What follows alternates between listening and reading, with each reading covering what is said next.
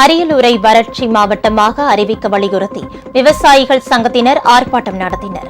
தமிழக ஏரி மற்றும் ஆற்றுப்பாசன விவசாய சங்கத்தின் மாநில தலைவர் விஸ்வநாதன் தலைமையில் அரியலூர் ஆட்சியர் அலுவலகம் முன்பு நடைபெற்ற இந்த ஆர்ப்பாட்டத்தில் ஏராளமானோர் கலந்து கொண்டனர்.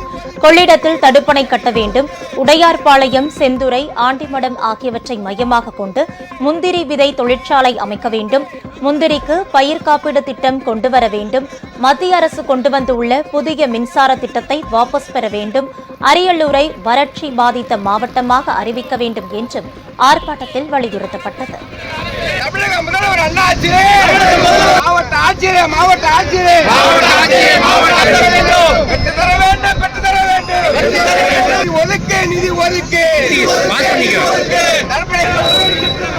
இந்த மாவட்டத்தில் நிறைய கோரிக்கைகள் விவசாயிகள் வைக்கிறாங்க. ஆனா மாவட்ட ஆட்சியர் கண்டுக்கவே இல்லை அப்படிங்கறத நிறைய விவசாயிகள் சொல்றாங்க. நாங்க மனு கொடுக்கிறோம், மனு மீது எந்த நடவடிக்கையும் இல்லை அப்படிங்கிறாங்க. வேளாண்மை துறையா இருக்கட்டும், அது பொறியியல் துறையா இருக்கட்டும், நம்ம தோட்டக்கலை இருக்கட்டும், திட்டங்கள் ஏதாவது வந்திருக்கான்னு கேட்டா விவசாயிகள் தீர்ந்து போச்சு, அடுத்து பார்த்துக்கலாம் அப்படிங்கிறாங்க. அப்படிங்கிறப்ப இந்த மாவட்டத்தில் உள்ள விவசாயிகள் வெகுவாக ஏமாற்றப்படுகிறார்கள்.